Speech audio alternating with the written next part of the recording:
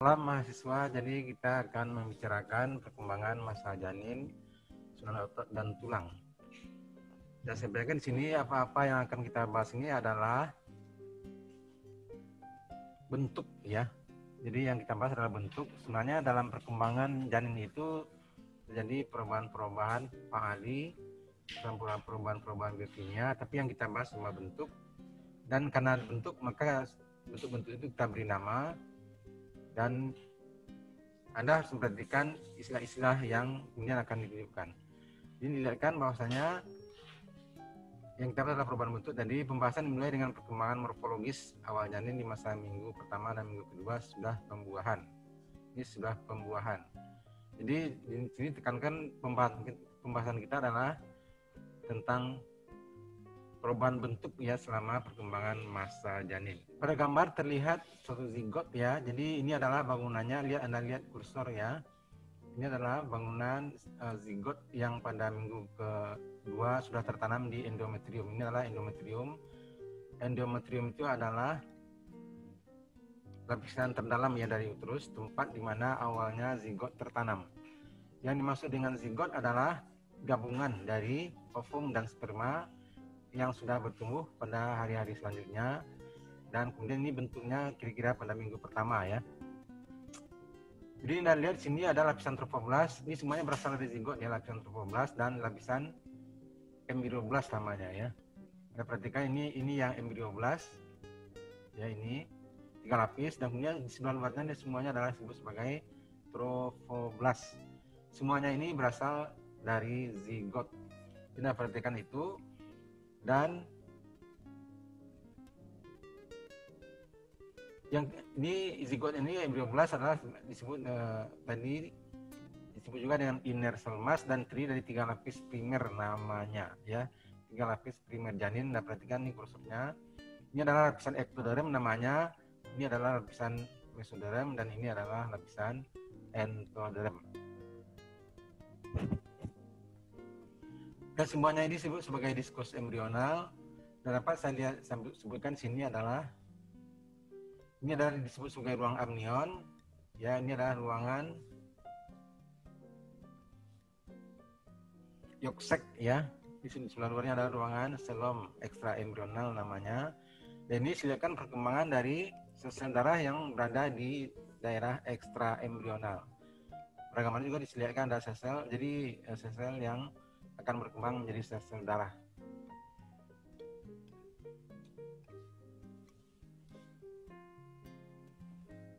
Jadi kita lihat perkembangan dari susunan tulang ini dan otot dengan sendirinya, maka itu dimulai pada minggu ketiga ya dari perkembangan janin.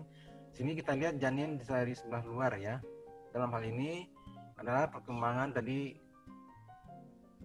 3 lapis primer ini sudah mencapai tahap perkembangan beberapa minggu ya. Dan sini lihat janin dilihat di samping, dan di sini kita lihat adanya bangun-bangun seperti ruas, ini disebut dengan somit. Ini adalah bangunan yang dibentuk oleh mesoderm intraembrional namanya. Jadi disebutkan tadi diskus embrional tadi ada 3 lapis primer janin, yaitu ectoderm, mesoderm, dan endoderm ya.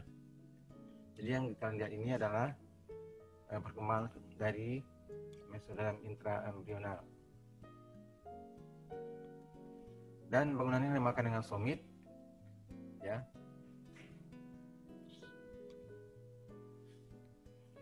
Jadi kita sebut somit tadi.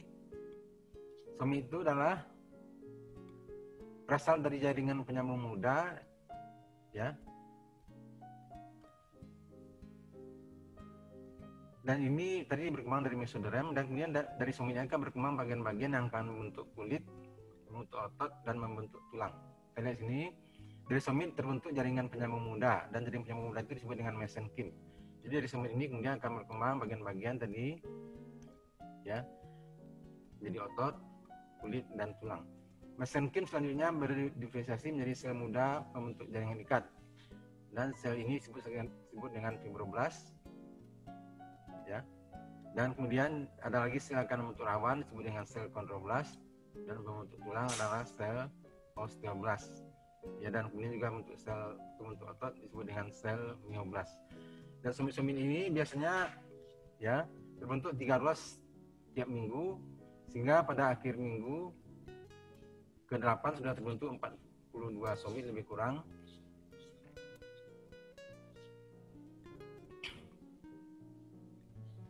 Dan kemudian dari sumit itu berkembang alat-alat seperti disebutkan tadi, apakah itu tulang, jaringan ikat, atau otot. Jadi dalam hal ini tentu kita akan membahas tentang tulang. Jadi tulang ini adalah rangka ya, rangka terbentuk terbagi menjadi rangka sumbu badan ya ini, dan anggota gerak ya. Jadi ini sumbu badan mulai dari tengkorak ya, tulang belakang, dan kemudian tulang rusuk, tulang dada di sini, dan kemudian di sini juga ada tulang panggul. Itu semuanya merupakan bagian dari tulang sumbu badan. Dan tulang anggota gerak adalah anggota gerak atas dan anggota gerak bawah ya. Dan kita lihat di sini perkembangan dari rangka sumbu badan ya. Rangka sumbu badan adalah tulang tengkorak, tulang belakang, dan tulang rusuk. Dalam hal ini kita lihat perkembangan selanjutnya adalah tulang belakang berkembang dari sklerotium 2 somit yang berbatasan dan berpindah mengelilingi chorda dorsalis. Chorda dorsalis berkembang menjadi nucleus pulposus. Nucleus pulposus adalah inti dari discus intervertebralis. Discus intervertebralis adalah jaringan ikat di antar ruas tulang belakang. Jadi maksudnya begini, jadi tiap ruas tulang belakang itu terdiri dari gabungan 2 somit yang berbatasan ya. Masing-masing bagian dari somit itu kan membentuk satu vertebra, sehingga vertebra itu berasal dari 2 somit yang berbatasan ya, demikian. Ini ada 2 somit yang berbatasan. Jadi dari dua bagian somit yang berbatasan akan membentuk satu ruas tulang belakang ya. Juga demikian ruas yang di atasnya ataupun ruas yang sebelah bawahnya. Dan itu tadi jadi satu ruas tulang belakang dibentuk oleh 2 somit yang berbatasan.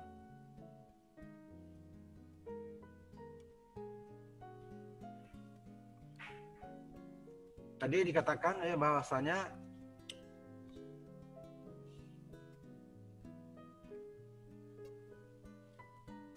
dari sel mesenkim akan terbentuk sel-sel pembentuk tulang, dinamakan dengan sel osteoblast ya. Dan selanjutnya maka sekarang kita perhatikan, jadi sel-sel osteoblast inilah yang akan membentuk tulang.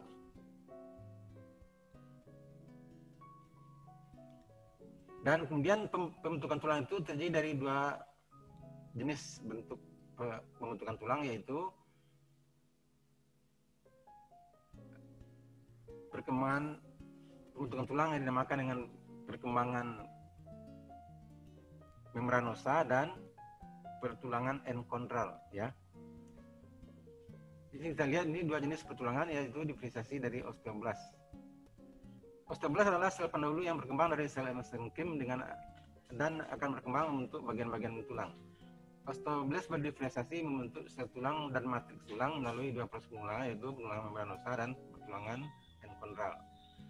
Tulang membranosa terjadi pada pembentukan tulang pipih ya.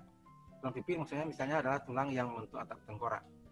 Dan atap tengkorak itu istilahnya adalah calvaria, yaitu terbentuk matriks yang seperti membran. Membran ini seperti selaput ya. Dan selanjutnya terjadi proses pertulangan pada matriks itu.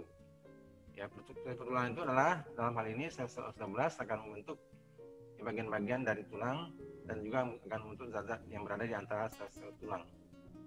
Bentukan jaringan ikat, dan juga kemudian akan terjadi penempatan ya dari kalsium. Ini adalah di kranium seperti kan tadi, jadi pertulangan membranosa tadi, yaitu pada awalnya terbentuk jaringan yang bentuk selaput ya, dan kemudian itu dalam hal ini adalah di bagian yang akan menjadi kepala janin, dan kemudian sel osteoblast akan melakukan fase membentuk bagian-bagian tulang. Jadi pertulangan membranosa terjadi di kranium.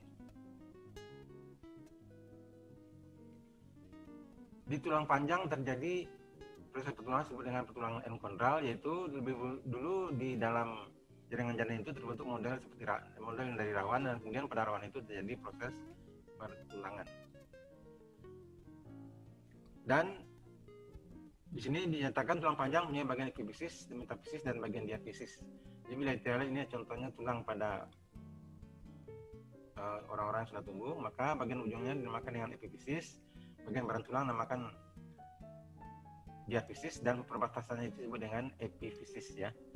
Perbatasan antara batang tulang dan ujung tulang itu disebut dengan epifisis.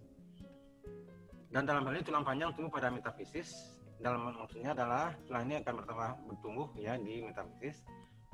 Kalau misalnya tulang itu bertambah panjang, maka pertambahannya itu dimulai di epifisis ya. Di dalam hal ini metafisis adalah di antara epifisis dan diafisis tulang panjang. Kita lihat pertulangan ekondral. Pertulangan ekondral terjadi pada pembentukan tulang panjang yang yaitu terbentuknya lebih dulu model rawan. Ya, sebenarnya model rawan itu mengalami proses pembentukan tulang. Dalam hal ini sel osteoblas menyusun bentuk tulang berubah menjadi sel osteosit dan kemudian menyusun zat antar sel dan penempatan zat kapur. Dalam hal ini semuanya tentu terjadi karena ada pengaturan dari DNA yang mengatur perubahan-perubahan kerja dari tiap-tiap sel itu ya, sehingga kemudian sesuai dengan faalnya akan terbentuk bentuk akhir dari tulang sesuai dengan faalnya. Kemudian kita lihat pembentukan tulang belakang. Jadi pembentukan tulang belakang itu seperti tadi, tiap-tiap somit akan merubah menjadi bagian-bagian apa, dan yang akan bagian dari somit akan menjadi tulang disebut dengan sklerotom. Luas tulang belakang dalam hal ini dibentuk oleh dua bagian somit yang berbatasan. Dalam hal ini, jadi bagian somit itulah yang disebut dengan sklerotom ya. Saraf spinal keluar dari antara dua tulang belakang. Myotom atau fibroblast untuk membentukkan ligamentum somit yang sesuai merentang di antara ruas tulang belakang. Di pada gambar ini dilihatkan gambar yang tadi ya, bagian ujung dari tulang dan pertumbuhannya.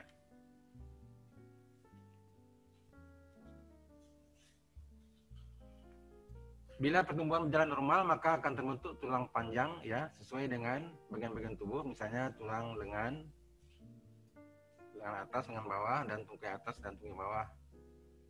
Ya. Dan kita lihat di sini bila terjadi gangguan pertumbuhan ya. Salah satu yang disampaikan adalah akondroplasia. Akondroplasia adalah kegagalan pertumbuhan ekondral di lempeng epifisis. Dalam hal ini orangnya akan ya tingginya ya kurang ya dibandingkan orang biasa, tapi biasanya kejerasannya biasa ya, tidak berhubungan dengan kecerdasan, malah bisa kadang-kadang orang tuh lebih cerdas. Dan ada lagi, jadi dalam hal ini akondroplasia maka tulang-tulang panjang sangat terganggu pertumbuhannya, dan kita tahu tadi tulang panjang tadi pertumbuhannya adalah pertulangan ekondral ya. Sedangkan bila di gangguan pertumbuhan tulang terjadi di pertulangan membranosa, maka bisa terjadi gangguan sinostosis, yaitu terjadi penutupan struktural lebih dini. Dalam hal ini sel-sel yang di tengkorak ya akan menutup ya lebih dini, sehingga akan mengganggu perkembangan otak dan dengan akibat-akibat yang lain. Jadi gangguan dari pertulangan membranosa maka disebut dengan sindrom Wolfram ya, dan itu akan menyebabkan gangguan perkembangan otak dan sehingga perkembangan tengkorak menjadi terganggu. Karena tadi struktura itu menutup lebih dini. Struktura yang dimaksud dengan struktura adalah persendian ya di antara bagian-bagian tulang-tulang yang membentuk tengkorak.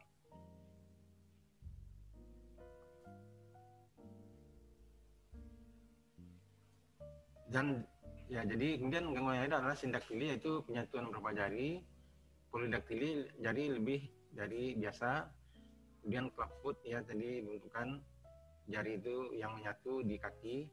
Dan lagi namanya CTEV, congenital talipes equinovarus, itu adalah gangguan pembentukan kaki ya, sehingga waktu lahir kakinya melipat, dan dalam hal ini ya biasanya kalau di atas dengan cepat ya, maka itu biasanya bisa diatasi.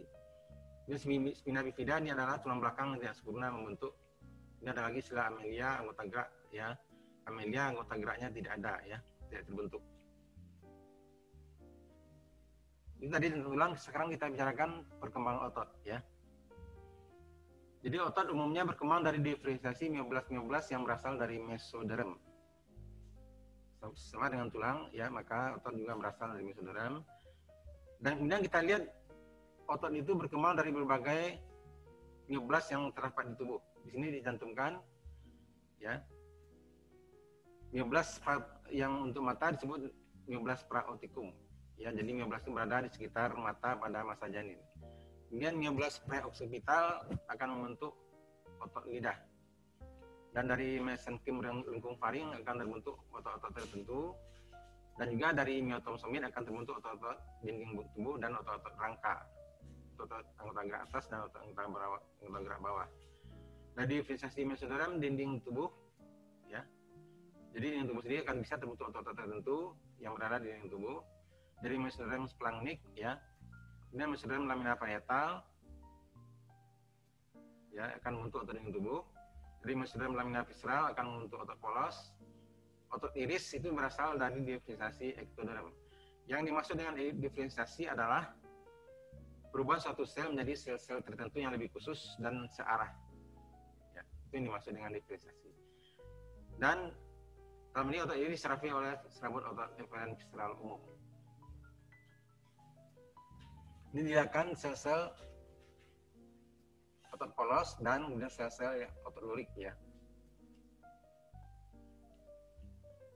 Kemudian kita lihat sini otot rangka. Otot rangka sering disebut dengan otot lurik.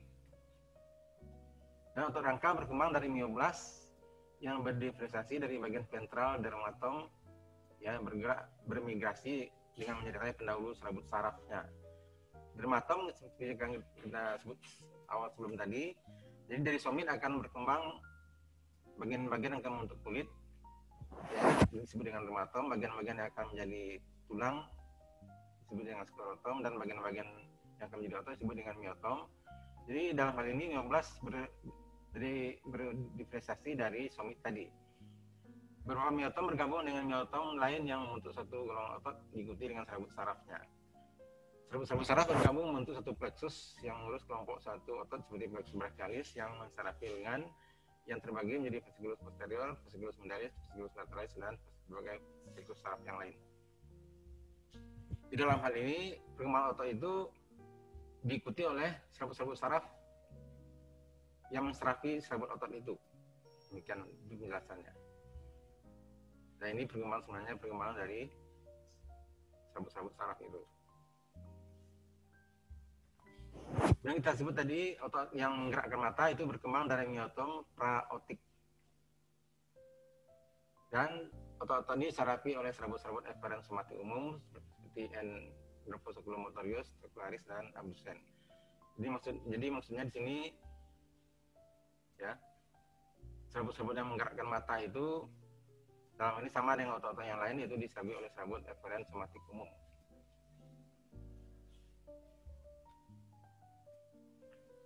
Kemudian kita lihat miotom yang namanya miotom preoksipital, itu biasanya miotom yang di atas, ya, di belakang oksipital. Biasanya berjumlah 3 sampai 4 ruas.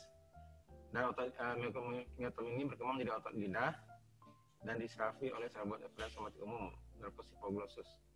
Dan otot iris seperti muskulus sphincter dan muskulus dilator pupulae diserapi oleh serabut eferen visceral umum, simpatis, parasimpatis. Dalam ini buat diperhatikan yang bahasanya otot iris ini adalah otot lurik, ya. Tapi perserapannya beda jenisnya, yaitu dalam ini serabut eferen somatik umum, sedangkan otot iris adalah diserapi oleh serabut eferen visceral umum, simpatis, parasimpatis. Dalam hal ini perbedaan antara serabut eferen somatik umum adalah otot itu berfaal di bawah kehendak, sedangkan serabut eferen somatik umum itu pengaruh faalnya berada di luar kehendak kita. Jadi dia berfungsi di bawah pengaruh simpatis parasimpatis, dan itu bersifat otonom, ya, mandiri, di luar kehendak kita. Ada lagi otot yang berasal dari lengkung faring, ya. Tadi, ya, kita mengatakan ada yang berasal dari dermatom, berasal dari somit, ya. Sekarang kita lihat otot yang berasal dari lengkung faring, ya. Otot lengkung faring ini adalah otot-otot yang berasal dari lengkung faring. Dalam hal ini lengkung faring adalah bagian-bagian, ya, yang berada di sekitar faring dan kemudian akan berkembang membentuk berbagai bagian yang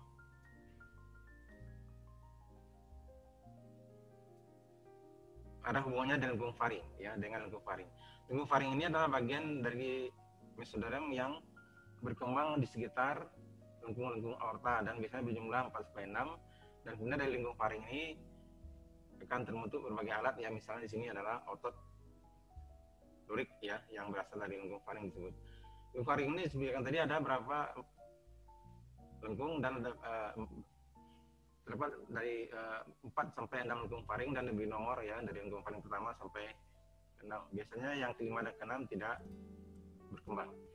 Yang kita lihat di sini lengkung faring pertama berkembang menjadi otot punya dan otot-otot yang lain, misalnya tensor timpani, tensor polyplex ini, digastricus, sphincter anterior, dan musculus sigmoideus. Dan otot-otot lengkung faring satu ini disarafi oleh pollicis minor nervus trigeminus. Ya. Lengkung faring kedua untuk otot wajah, ya, otot ekspresi, dan disarafi oleh nervus facialis. Dan ini contoh-contoh otot lain yang berasal dari lengkung faring kedua, yaitu musculus stapedius, otot posterior digastricus, platysma, dan musculus stylohyoideus. Sedangkan otot yang berasal dari lengkung faring ketiga adalah musculus glossopharyngeus, glossopharyngeus superior, dan disarafi oleh nervus glossopharyngeus. Lengkung faring keempat adalah otot yang terisi laring, ya, dan kemudian musculus constrictus pharyngeus media dan inferior disarafi oleh nervus vagus. Di dalam hal ini adalah otot-otot lurik ya yang berasal dari lengkung faring, dan otot-otot yang berasal dari lengkung faring ini sedikit berbeda faalnya dengan otot-otot yang berasal dari somit tadi misalnya, karena otot-otot yang berasal dari lengkung faring ini sedikit faalnya dipengaruhi oleh lingkungan ya, misalnya suasana hati ya.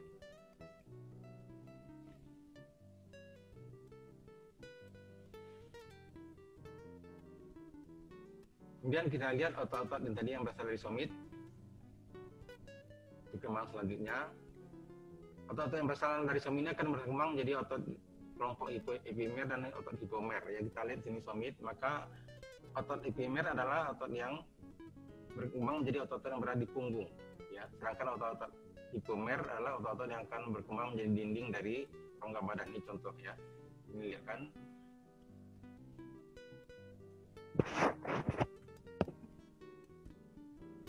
Dan dalam hal ini otot-otot disarafi oleh otot saraf spinal ya. Dalam ini otot epimer disarafi oleh ramus dorsal, otot spinal. Otot hipomer berkembang menjadi otot dinding tubuh, diafragma, otot anggota gerak ya. Disarafi oleh serabut efferens mati umum, nervus spinalis. Sedangkan otot longitudinal di depan tubuh adalah berasal dari otot hipomer ya. Otot anggota gerak atas dan berasal dari otot-otot hipomer ya.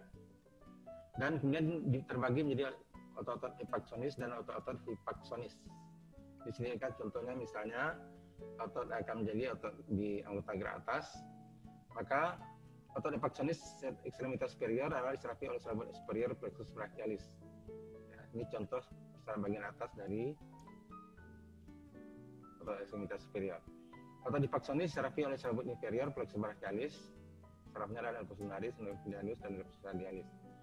Dan pada ekstremitas superior terjadi perputaran keluar atau eksortasi pada penyempurnaan sikap anatomis. Ya. Jadi maksud di sini sikap anatomis adalah sikap badan berdiri tegak menatap ke depan dan telapak tangan menghadap ke depan. Sehingga otot epaksonis dalam hal ini berada di lateral dan otot hipaksonis berada di medial. Otot epaksonis adalah otot yang berada sebelah atas ya, dari rangka sumbu anggota gerak atas.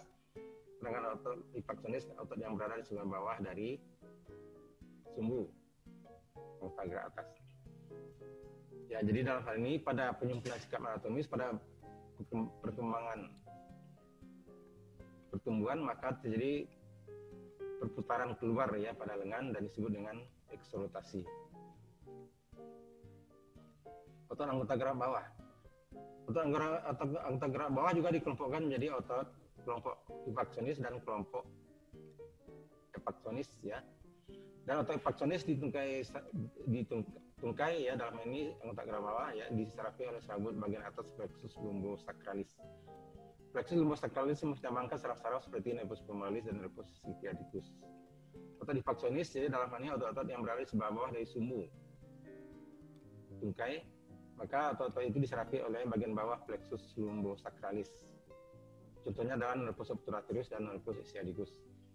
Pada anggota gerak bawah terjadi perputaran ke dalam ya, dalam penyempurnaan sikap anatomis pada pertumbuhan. Jadi terjadi endorotasi, yaitu sikap badan berdiri tegak sehingga otot epaksonis di kaki berada di sebelah medial, karena otot epaksonis di kaki berada di sebelah lateral. Jadi sebaliknya daripada penyempurnaan pada otot lengan ya. Pada lengan terjadi pada penyempurnaan pertumbuhan pada sikap anatomis itu adalah gerakan eksorotasi ya, perputaran keluar, sedangkan pada tungkai terjadi perputaran ke dalam atau endorotasi. Itu tadi tentang perkembangan otot lurid ya. Sekarang kita lihat perkembangan otot polos.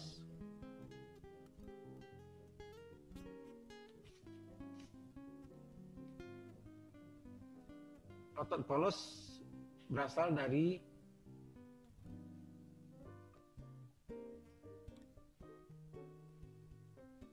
mesoderm lempeng sisi lamina visceral ya. Jadi mesoderm ini adalah mesoderm ya tadi pada perkembangan selanjutnya. Maka mesoderm itu berkembang menjadi bagian-bagian ya. Bagian ini lebih medial dan lateral, dan ini disebut dengan mesoderm lempeng sisi ya. Ini adalah mesoderm pelantaran, ini adalah mesoderm praaksial namanya ya. Dan dalam hal ini otot polos dinding saluran nafas, dinding saluran pencernaan dan saluran kelamin itu berasal dari myoblast mesoderm lempeng sisi lamina visceral ya. Ini ya. Dan diserapi oleh serabut eferen visceral umum simpatis dan parasimpatis. Jadi otot polos ini diserapi oleh serabut eferen visceral umum simpatis dan parasimpatis. Kenapa disebutkan persarafan? Karena otot itu faangnya dipengaruhi oleh persarafan, dan kemudian persarafan itu harus dikenali, dan di sini disebutkan ya saraf-saraf yang mensarafi otot itu. Salah satu cacat pada waktu melahirkan bisa merobek suatu otot yang di leher ya.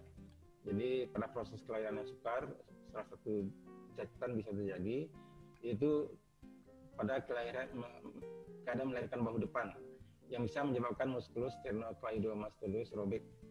Akibat robekan itu terjadi pemendekan daerah sisi leher sehingga kepala lebih miring ke sisi lesi ya, ke sisi kerusakan, dan menimbulkan keadaan yang disebut dengan torticollis.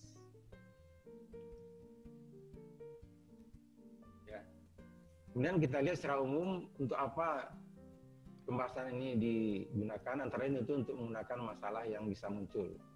Masalah yang bisa muncul adalah disebabkan oleh kelainan kongenital, yaitu kelainan bawaan, dan kemudian kelainan-kelainan karena zat-zat yang mengganggu pertumbuhan, dan kemudian karena penyakit-penyakit yang jarang terjadi, yang berubah misalnya karena keturunan, dan kemudian tentu kita akan membahas keadaan-keadaan itu dan bagaimana mengatasinya.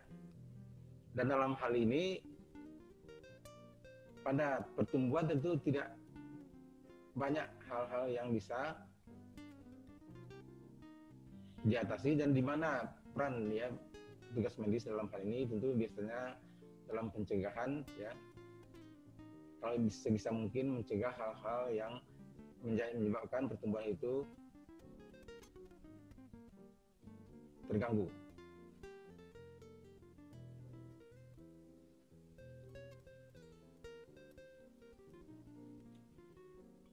Nah, itulah yang disebut dengan kompetensi. Jadi bagaimana ya peran seseorang bisa mengatasi kasus-kasus yang mungkin terjadi dan ya membuat suatu ya kompetensi. Jadi bagaimana mengatur hal-hal yang mungkin muncul ya. Dan salah satu ya untuk mencegah keadaan ini terjadi adalah bagaimana kita berkomunikasi ya. Dan komunikasi yang mana yang dipilih itu adalah komunikasi yang pantas ya. Sementara sampai di sini ya, selamat sore.